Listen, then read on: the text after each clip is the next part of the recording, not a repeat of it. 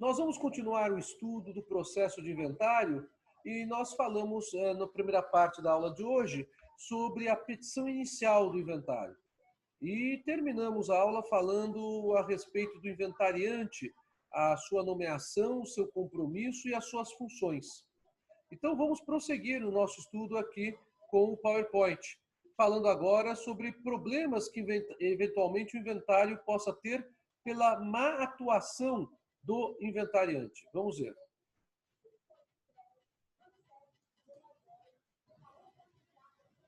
O inventariante, se ele não cumprir aquelas funções da maneira desejada para o bom andamento do processo, quais funções mesmo? Representação ativa e passiva do espólio, administração da massa falida, prestação das primeiras declarações e das últimas declarações. Já falaremos disso daqui a alguns minutos.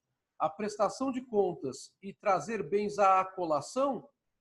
Se ele não desempenhar bem essas funções, o inventariante ele poderá ser destituído ou removido da inventariança.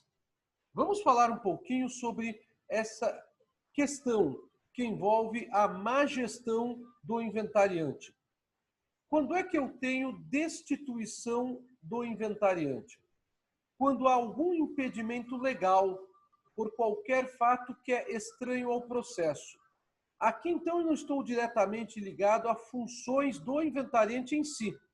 Não estou discutindo na destituição se o inventariante prestou as declarações, se ele trouxe os bens à colação que devia trazer, se ele prestou contas ou não. A discussão para a destituição se relaciona a um fato estranho ao processo. Por exemplo, o inventariante ficou doente e não tem condições de dar seguimento ao processo. O inventariante ficou internado. O inventariante se mudou para um local muito distante da onde ele deveria exercer a sua função como inventariante, e assim por diante. Nesses casos, não há o que se falar em remoção. A figura jurídica é destituição. O pedido de destituição do inventariante pode ser feito por qualquer interessado no processo e até mesmo pelo Ministério Público. É um processo incidental. É um processo, então, que é apensado ao processo principal, que é o processo de inventário. Claro que nós temos hoje em dia o processo eletrônico, mas imaginem o processo físico, o processo de inventário, fisicamente, e um outro processo que é uma questão que tem caráter diferente do inventário, que diz respeito à destituição do inventariante. Então, é um processo incidental. Bom, recebendo a petição inicial de destituição do inventariante, o juiz abrirá prazo para que o inventariante se defenda, tá?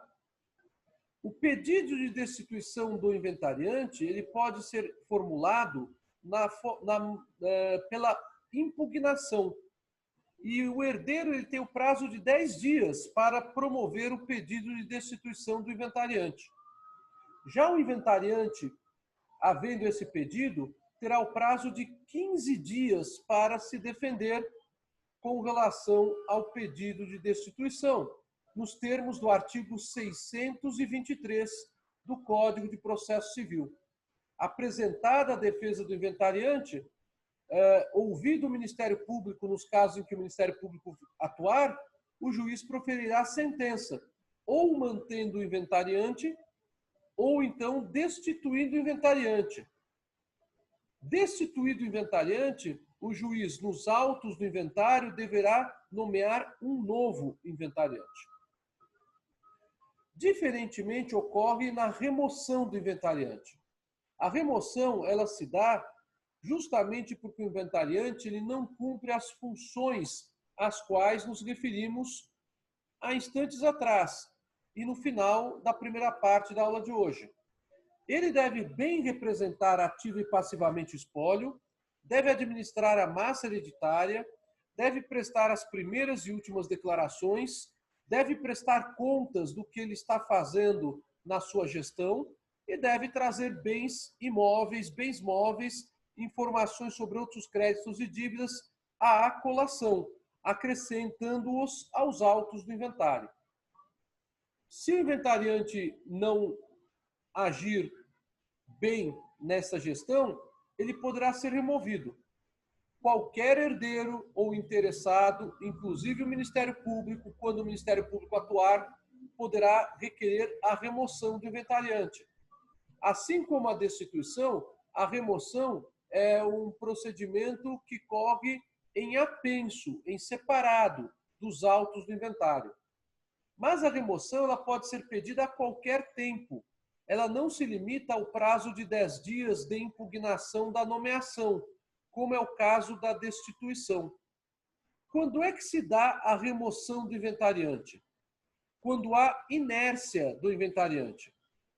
Quando há dúvidas infundadas que o inventariante vai trazendo ao juízo do inventário, fazendo com que, assim, ele não cumpra a sua função de maneira adequada.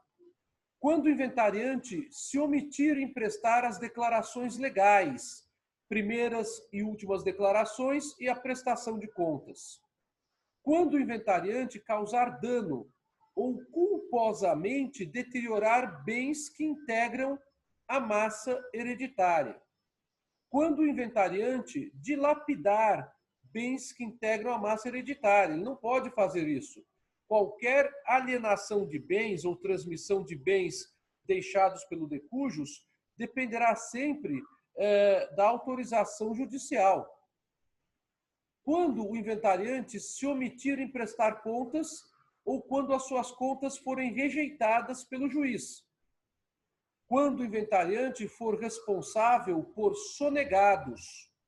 O que são sonegados? Sonegados são bens que não são trazidos aos autos de inventário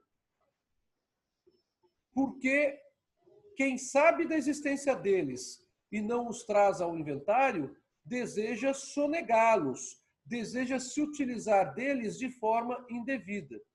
Se o inventariante vier a assim proceder, ele será removido dessa função, sem prejuízo de eventual medida criminal compatível contra ele, que seria, no caso, a apropriação indébita qualificada do artigo 168 do Código Penal brasileiro. O inventariante pode ser removido ainda se ele for omisso em cobrar dívidas que seriam pagas ao espólio, ou ainda se ele não tomar medidas para a defesa dos direitos do espólio. Esses são os motivos que possibilitam tanto pedir a remoção a qualquer tempo, como ao juiz deferir a remoção a qualquer tempo. E o Ministério Público, conforme falei para vocês, também tem legitimidade para pedir remoção.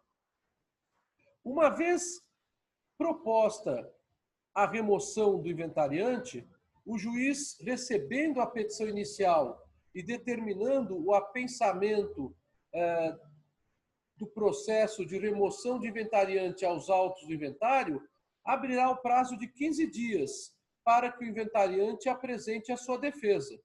E após isso, com a manifestação do Ministério Público, quando for o caso do MP atuar, o juiz proferirá a sentença. Se ele não remover o inventariante, simplesmente acabará aquele processo incidental, a menos que ocorra algum recurso da decisão judicial. Se ele remover o inventariante, ele deverá, nos autos de inventário, nomear outra pessoa. Parece que eu tenho uma pergunta aqui. O Henrique está perguntando: qual é a vantagem de ser inventariante? A Débora, acho que nenhuma. Bom, o inventariante, ele, se for pessoa estranha dentre os parentes, ele poderá eventualmente ser remunerado por um percentual, tá? Mas isso é uma possibilidade mínima. Não, na verdade, a situação de inventariante, assim como a situação de testamenteiro, são situações muito mais relacionadas a um munus público, a um encargo, que o juiz acomete a determinada pessoa. De qualquer forma, existe uma possibilidade de remuneração que é quando o inventariante está trabalhando com um inventário extremamente complexo, porque há muitos bens deixados pelo decujus. E essa remuneração se chama a vintena, que corresponde a até 1/20, até 1/20, né, o juiz que vai fixar o valor do patrimônio líquido deixado pelo decujus, tá? Essa remuneração ela se sujeita também à impugnação, caso o juiz vier a fixá-la, e também no seu valor, se houver o entendimento que o juiz está fixando uma remuneração muito baixa ou muito alta para o desempenho dessa função, tá? Mas, fora isso, realmente, tanto a situação do inventariante quanto a situação do testamenteiro são situações bastante complicadas, onde eles acabam tendo um encargo público de realizar tudo direitinho, senão podem até sujeitar a uma eventual investigação criminal.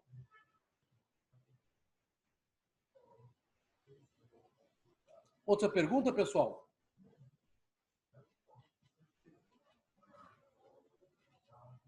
Então é muito rara a fixação de vintena, só para ficar muito claro para vocês. É algo incomum e apenas existe realmente com grandes fortunas, porque aí eu tenho uma dificuldade muito maior de gestão dessa grande fortuna, tá? Vamos prosseguir então, já que não há mais nenhuma pergunta, e vamos falar a respeito do próximo PowerPoint, né? Eu estou aqui, eu dividi a matéria por PowerPoints, então nós vamos entrar. Deixa-me só ver aqui. Só um segundinho. Pronto. Eu vou entrar aqui no próximo PowerPoint. Vamos falar então das primeiras declarações.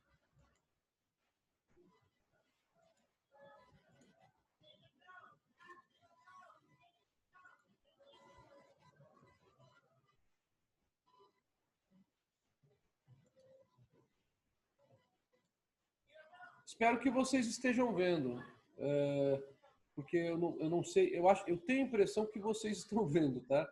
Se vocês não estiverem vendo, por favor, vocês me digam. Estão vendo? Ótimo, obrigado, amigo.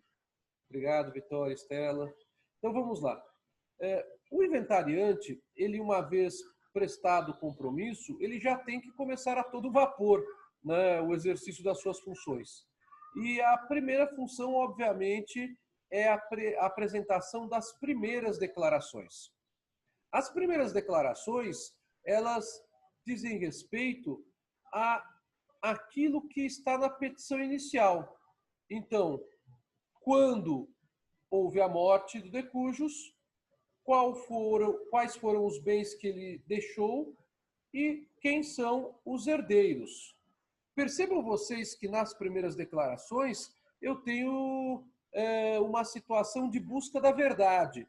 É a conferência dos fatos, que muitas vezes a petição inicial não tem todos os fatos por inteiro. O inventariante tem um prazo, em princípio, pequeno para apresentar as primeiras declarações, principalmente se o decujus tiver deixado uma grande quantidade de bens. O artigo 620 do Código de Processo Civil diz que o inventariante tem um prazo de 20 dias para apresentar as primeiras declarações. Por que as primeiras declarações são importantes? Porque agora eu tenho uma pessoa que tem essa função de buscar a verdade dos autos. É o inventariante. Então, o inventariante ele tem que apresentar nas primeiras declarações os dados pessoais do decujus, data, local, horário do óbito e se há ou não testamento.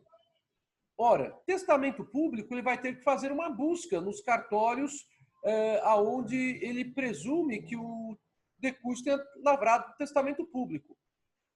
Se há algum testamento especial, como é o caso do testamento militar, do testamento marítimo ou do testamento aeronáutico, ele terá que buscar isso.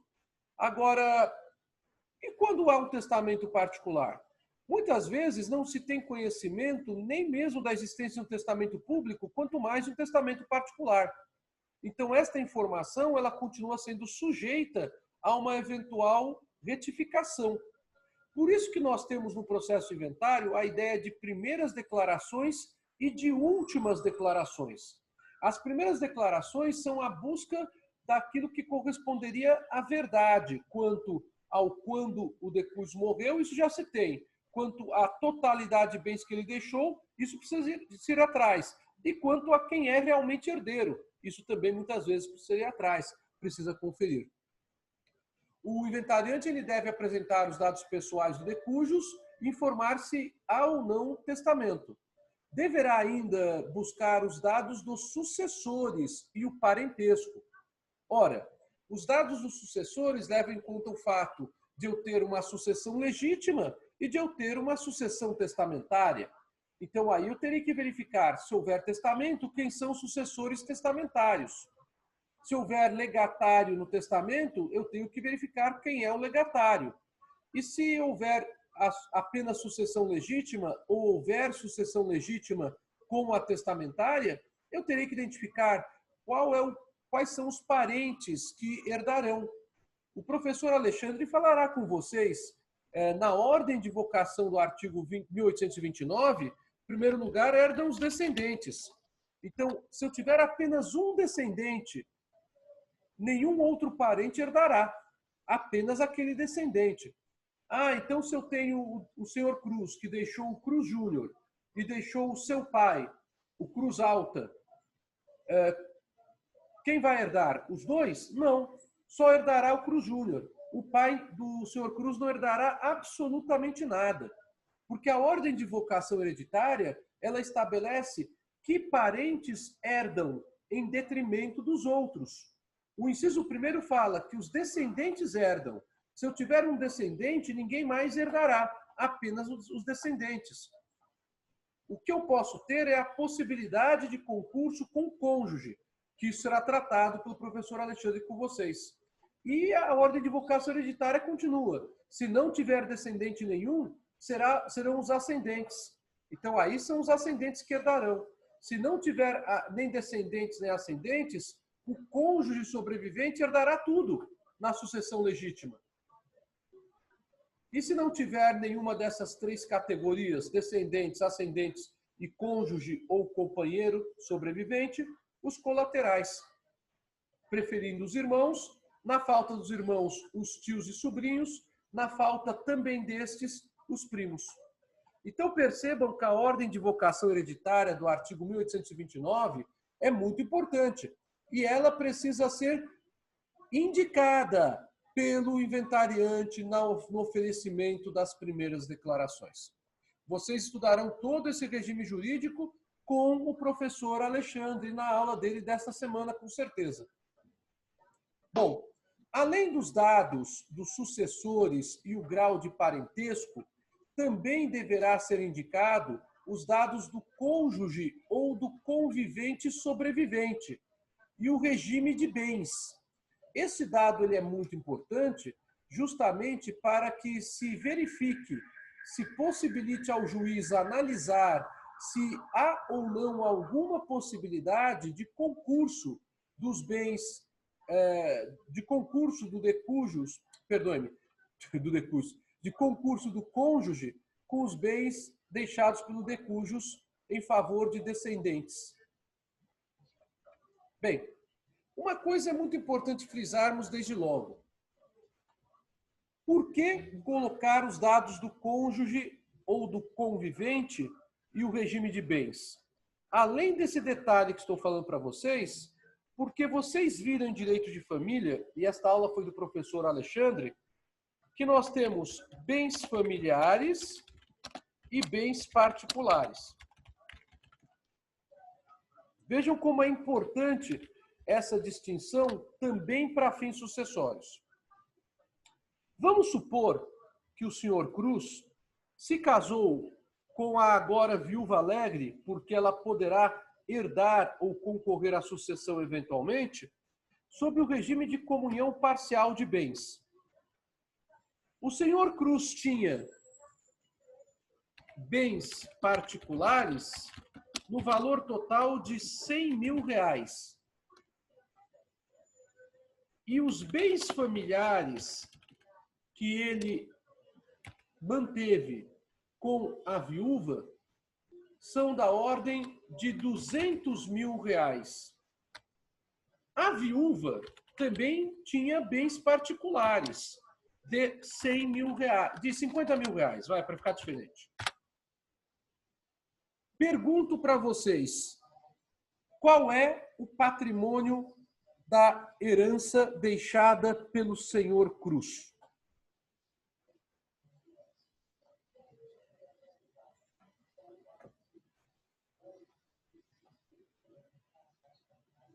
Mais algum palpite?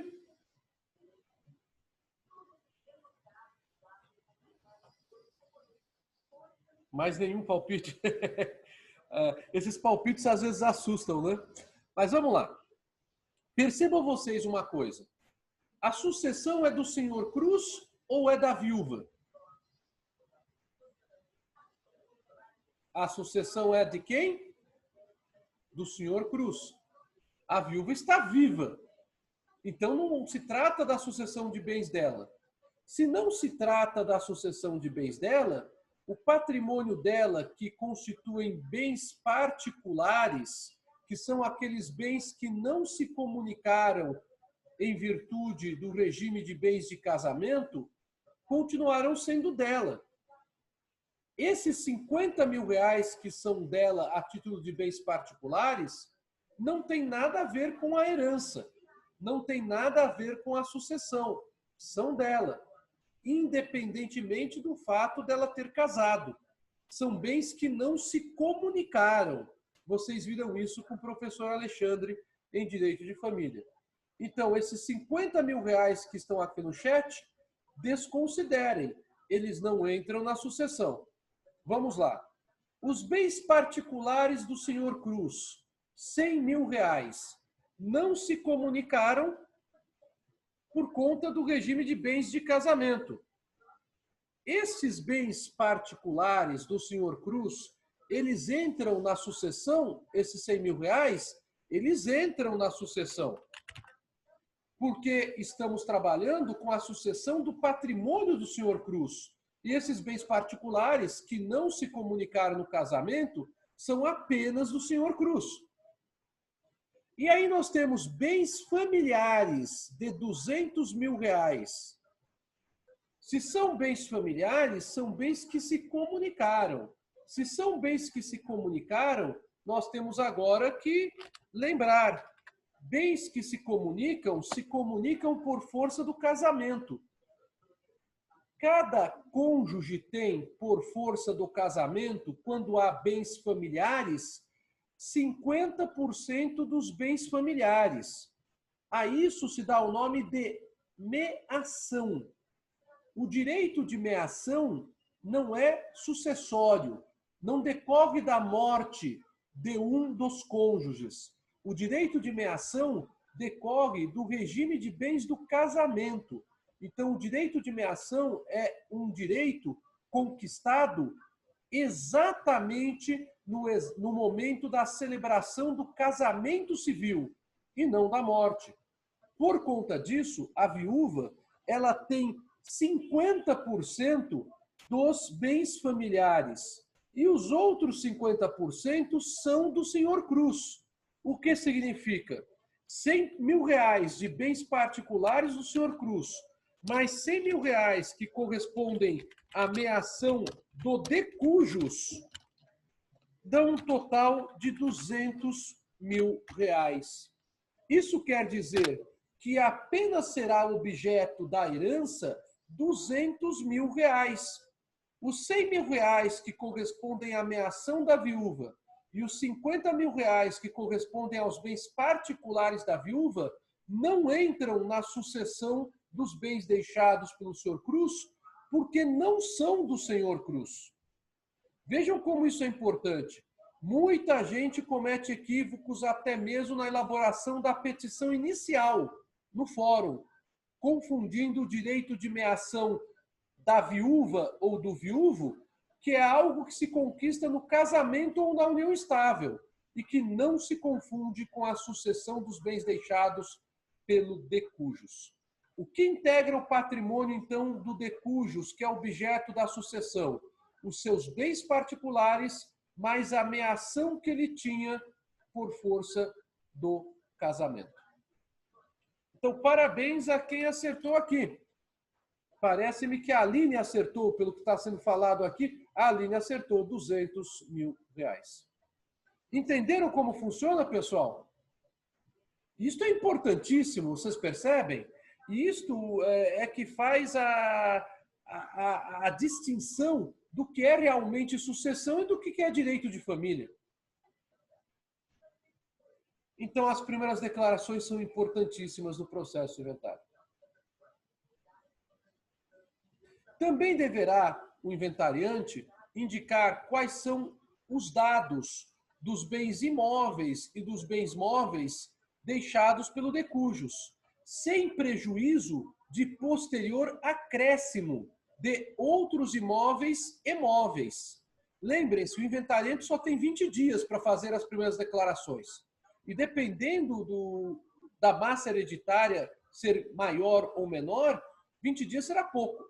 Então, ele pode ir acrescentando durante o processo inventário novas informações, a título de colação, que é aquilo que a gente falou, que é uma das funções do inventariante. Estão lembrados? E o inventariante deverá também promover o cálculo inicial da sucessão com a subtração das dívidas. Vamos supor que o inventariante tenha deixado, constate então que o senhor Cruz deixou R$100 mil de patrimônio. Perdoe-me, R$200 mil. Como aqui no exemplo que eu fiz para vocês. R$100 mil a título de bens particulares, mais R$100 mil por conta da ameação que ele tinha no casamento. E desses R$200 mil há dívidas. E as dívidas chegam ao montante de R$60 mil. Qual será o patrimônio líquido da herança? 140 mil.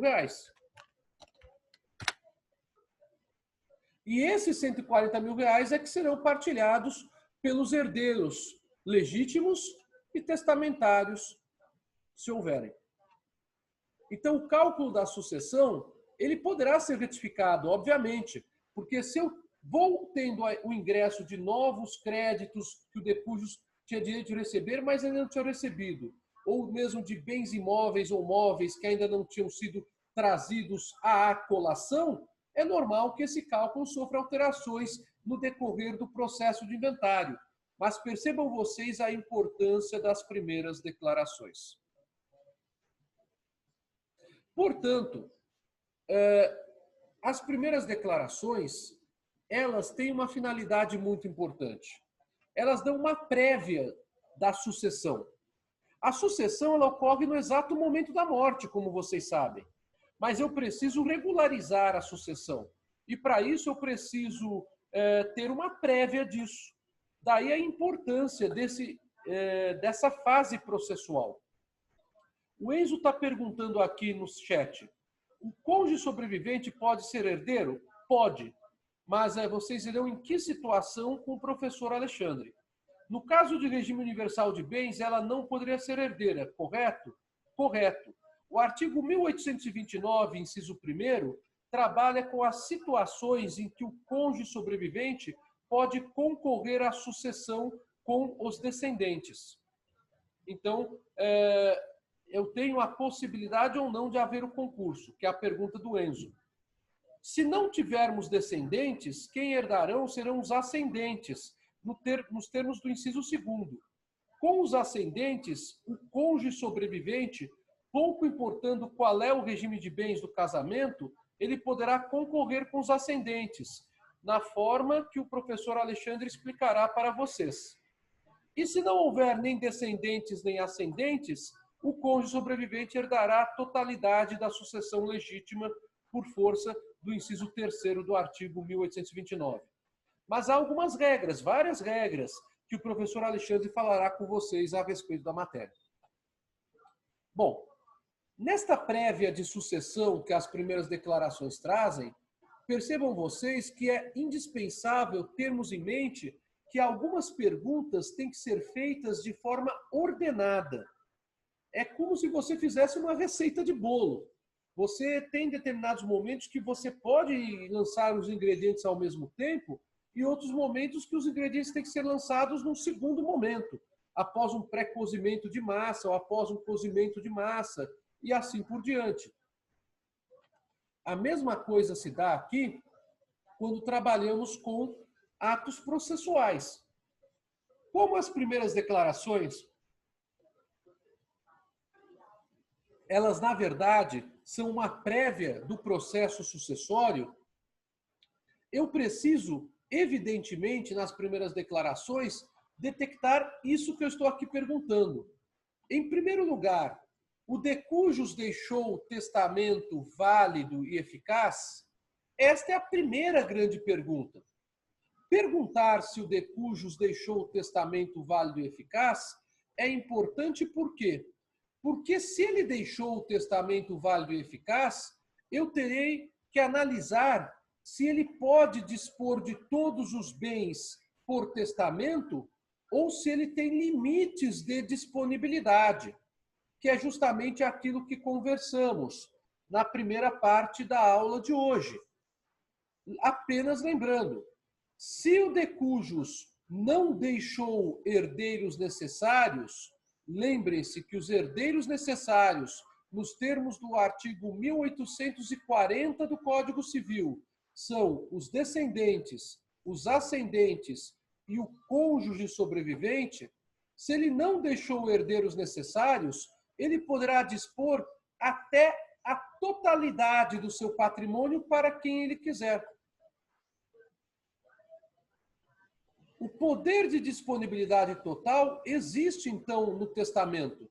E por isso que é muito importante, primeiramente, se perguntar: o de cujos deixou o testamento válido e eficaz?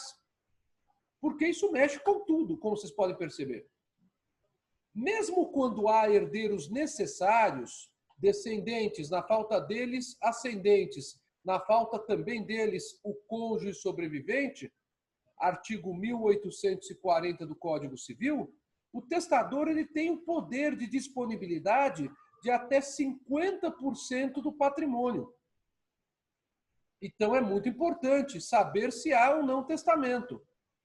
Suponhamos, nesse exemplo que eu dei para vocês, do de cujos, o senhor Cruz, que deixou R$200 mil para serem partilhados. Mas ele resolve testar R$50 mil. E ele deixou herdeiros necessários. Ele pode testar R$50 mil, tendo ele deixado herdeiros necessários? Sim ou não?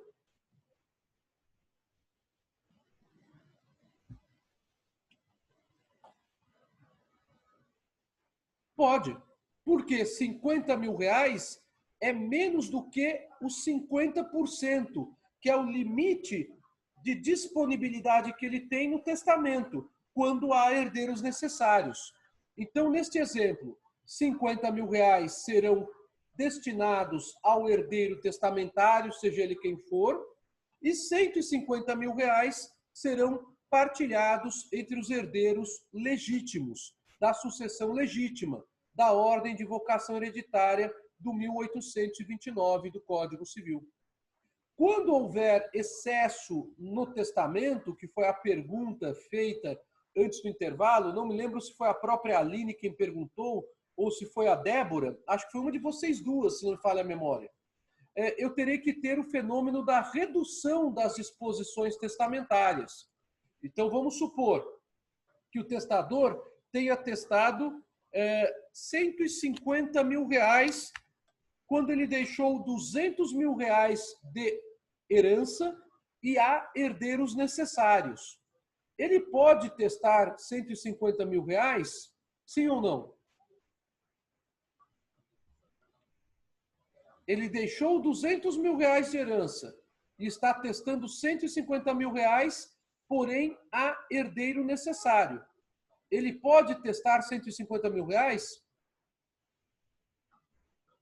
Não pode. Então, neste caso, a cláusula não é nula. A cláusula ela se sujeita à revisão judicial. O juiz fará a redução das disposições testamentárias. E a solução mais adequada é a redução proporcional dessas disposições testamentárias. Então, eu poderei ter a redução, e lembre-se, a redução ela não poderá importar numa violação ainda da legítima.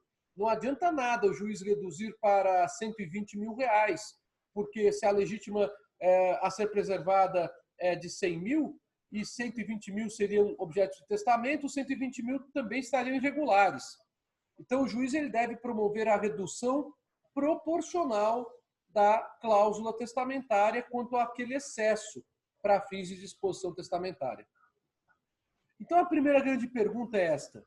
O de cujus deixou o testamento válido e eficaz? Vejam o trabalho do inventariante. E por quê? Porque, na maioria das vezes, o inventariante nem tem conhecimento da existência de um testamento.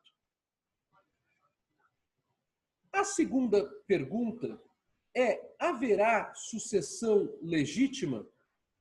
A segunda pergunta está entrelaçada com a primeira, como vocês podem perceber. Nesta segunda pergunta, eu estou justamente me valendo de uma questão bastante séria. Porque se eu tiver sucessão legítima, eu terei limites ao poder de testamento se tiver testamento. Mas se não tiver testamento, todo patrimônio líquido, deduzidas as dívidas deixadas pelo de cujus, será partilhado entre os sucessores legítimos. Mas essa pergunta envolve um outro aspecto ainda. Do de cujus eventualmente não ter deixado testamento e de não haver sucessores legítimos. Vamos supor que não há nem descendentes, nem ascendentes, nem cônjuge sobrevivente e muito menos colaterais. O de cujus não deixou sucessores legítimos. Se não houver sucessão legítima e nem sucessão testamentária, a herança será declarada herança vacante. Isto é, herança vaga, herança sem titularidade. E o Código Civil autoriza, dentro de um rito processual, que é o da herança vacante, a transformação da herança vacante em herança jacente, que é a herança que é transmitida para o poder público. O Código Civil estabelece, inclusive, a destinação da herança jacente, que é a destinação do ensino universitário. Então, a herança, quando não tem titular nenhum, porque não há nem testamento e nem sucessores legítimos, é considerada herança vacante, vaga, sem titular. E observado o rito processual da herança jacente, essa herança vacante será convertida em herança jacente e será destinada ao poder público.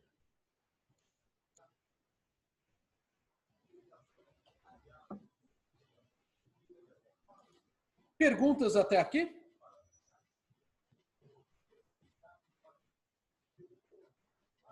Deu para entender porque as primeiras declarações são tão importantes, né? Acho que quanto a isso ninguém tem dúvida mais.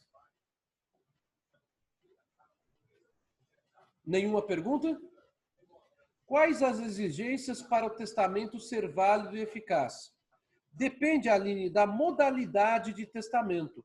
O testamento público tem requisitos diferentes do testamento particular, que tem, por sua vez, requisitos diferentes do testamento especial, que é o testamento militar, o testamento aeronáutico, o testamento marítimo.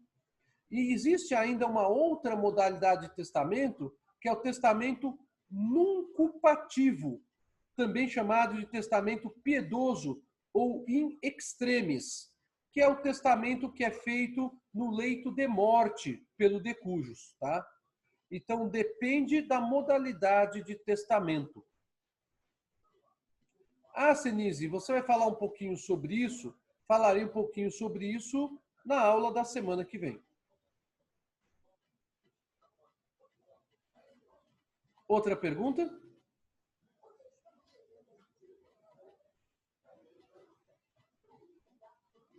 Então, vamos lá. Temos ainda mais alguns minutos. Acho que é importante adiantarmos, né? Vamos falar então um pouco sobre o testamento. Por que o testamento? Porque eu tenho que, como inventariante, ter a lógica de que se eu tenho um testamento, eu terei que discutir o testamento. E mesmo que eu, como inventariante, não saiba da existência do testamento, se houver um testamenteiro, esse testamenteiro trará essa informação ao juízo universal da herança. O testamento, ele é interpretado pelos profissionais de direito que estão atuando no processo de inventário, o juiz, o Ministério Público, quando for o caso, e os advogados das partes, mediante, obviamente, a leitura e a análise das cláusulas testamentárias. Primeiro, tem que se verificar a questão da validade e da eficácia do testamento, que é essa questão relacionada à forma do testamento, que eu falei que vou falar com vocês no final da aula que vem, que é para a pergunta da Aline. Mas eu tenho que analisar algumas coisas que até antecedem a discussão da forma do testamento. O testamento, ele é autuado separadamente do processo de inventário em um processo incidental, que se chama testamento. Se for público, testamento público. Se for privado, testamento particular ou privado. Se for especial, testamento especial. E se for nuncupativo? Testamento nuncupativo. E nesse procedimento haverá a análise da validade e da eficácia do testamento. Então vamos falar um pouquinho desse procedimento, porque embora ele não seja o processo de inventário em si, ele tem uma repercussão muito grande sobre o processo de inventário quando o testamento dispuser a destinação de parte do patrimônio para outras pessoas que não são sucessoras legítimas.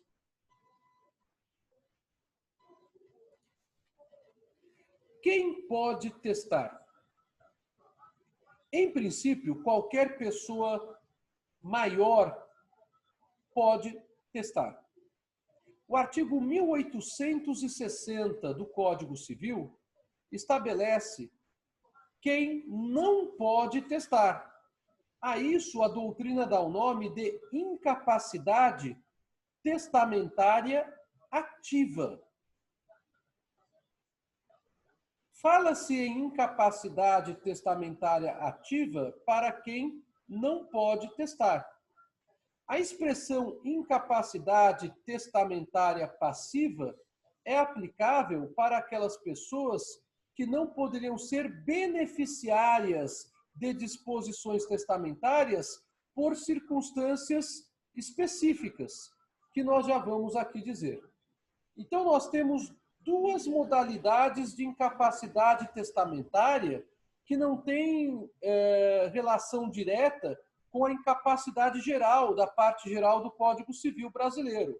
A incapacidade testamentária ativa, que é a do testador, e a incapacidade testamentária passiva, que é a do contemplado, do beneficiário.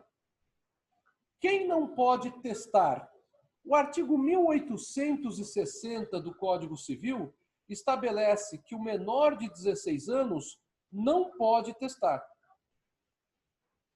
Bom, é raro o menor de 16 anos ter patrimônio, mas é possível que ele tenha patrimônio, seja por doações, seja também por contemplação hereditária, através de sucessão legítima ou mesmo de sucessão testamentária do autor da herança que ele foi beneficiado. O menor de 16 anos, ele não tem capacidade jurídica para testar. Não pode ser testador.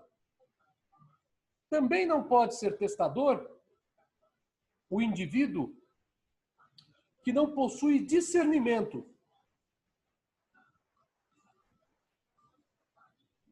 a respeito do ato de testar. Aqui estou me referindo a uma situação que não é a situação das pessoas com deficiência, que fique muito claro. As pessoas com deficiência, nós vimos isso em Direito de Família, acho que foi eu mesmo que falei sobre isso para vocês. As pessoas com deficiência, elas não são incapazes. Elas têm discernimento do ato que elas desejam realizar ou praticar. Algumas vezes, elas podem precisar de esclarecimento. E a isso, então, se torna possível a chamada tomada de decisão apoiada, aonde a pessoa que gostaria de ter um melhor esclarecimento acaba obtendo, por decisão judicial, o apoio formal de duas pessoas idôneas que possam prestar esclarecimentos para que ela, pessoa com deficiência, tome decisões a respeito de determinado fato. Mas as pessoas com deficiência, pouco importando qual é a deficiência, elas não são pessoas sem discernimento. Elas são pessoas que têm barreiras a serem superadas. São pessoas com discernimento e são pessoas que praticam atos e negócios jurídicos da mesma forma que quaisquer outras pessoas.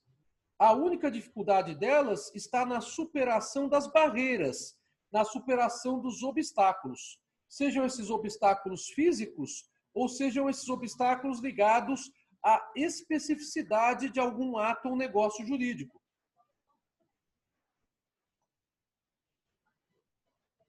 Então, nesses casos, cabe a tomada de decisão apoiada. Então, não há incapacidade testamentária para essas pessoas testarem, que fique isso muito claro. O Código Civil, no artigo 1860, ele diz que não há capacidade testamentária para o menor de 16 anos e para as pessoas sem discernimento. As pessoas sem discernimento só podem ser assim consideradas como não tendo discernimento quando uma decisão judicial anterior estabelece que tais pessoas não têm discernimento. Então, a ideia da falta de discernimento tem como pressuposto necessário a decisão judicial. Quanto se pode testar? Já falamos sobre isso. O artigo 1857 do Código Civil estabelece que o testador poderá testar até tudo que ele tem, ou, havendo herdeiros necessários, até 50% do seu patrimônio. Quem pode ser contemplado por testamento? Aí nós temos a questão da incapacidade testamentária passiva. Normalmente, qualquer pessoa pode ser contemplada por testamento. Aliás, conforme falamos nas aulas introdutórias de sucessões, até mesmo o nascituro pode ser contemplado, tanto na sucessão legítima quanto na sucessão testamentária. Mas algumas pessoas, em virtude da sua situação fática, em virtude de circunstâncias específicas que as ligam ao testador, se encontram incapazes de serem contempladas. A incapacidade testamentária não tem a ver com falta de discernimento. A incapacidade testamentária tem a ver com falta de legitimação, isto é, falta de autorização legal para que a pessoa possa ser contemplada por testamento. Então vamos lá. O Código Civil dispõe os seguintes casos. Primeiro caso, a pessoa não concebida. Não há como se estabelecer em testamento que o filho que Joana tiver será contemplado por testamento se Joana não está grávida. Então, a pessoa não concebida não é sequer nascituro. Neste caso, então, não há condições de se beneficiar esse tipo de pessoa meramente hipotética por testamento. Há uma exceção, no entanto, a esta regra, que é a exceção que se encontra no Código Civil quando houver a chamada cláusula de prole eventual. Neste caso, o testador tem que deixar muito clara a situação. A cláusula de prole eventual, ela deve dispor que se fulana vier em virtude do matrimônio celebrado com fulano, ou em virtude da união com fulano, a ficar grávida, que então o resultado da gravidez poderá ter direitos sucessórios. Percebam vocês, aí eu tenho uma cláusula que especifica a chamada prole eventual. Não basta simplesmente deixar o filho que fulano de tal tiver. Eu tenho que ter uma cláusula específica quanto a uma prole eventual. A cláusula de prole eventual poderá ser considerada válida e eficaz nos termos do direito sucessório. Só um segundo que está atendendo o interfone.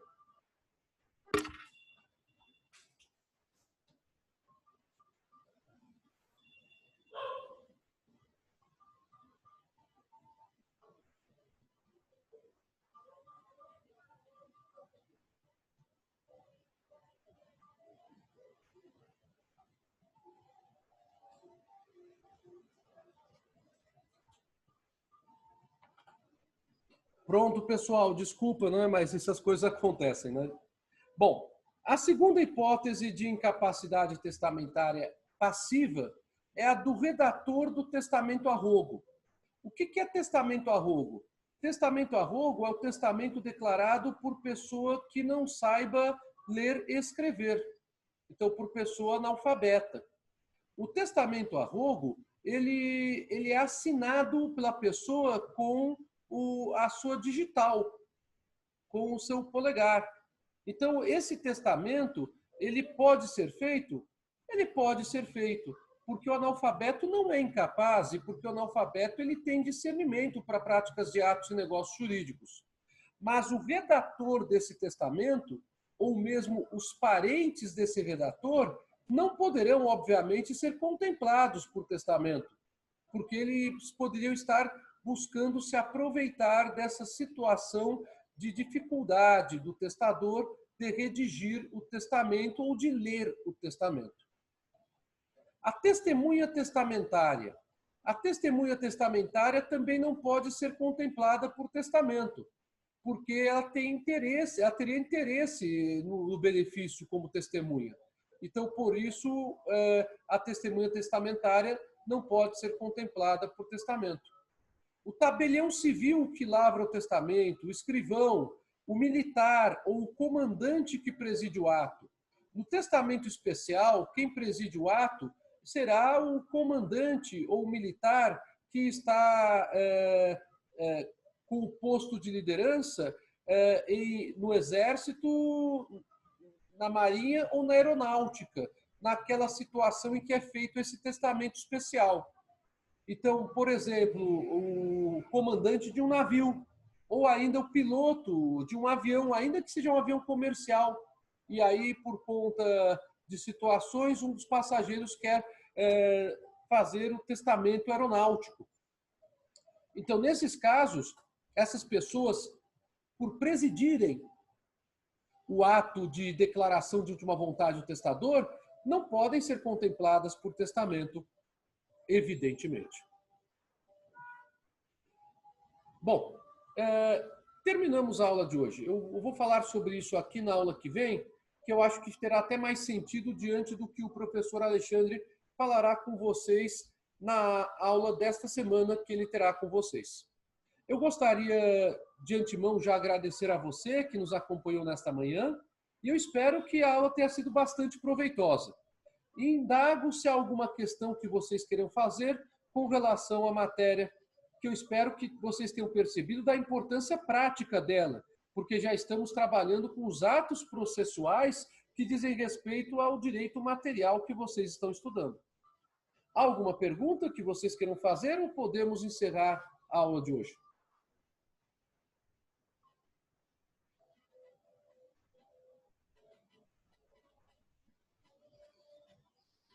Então está bem.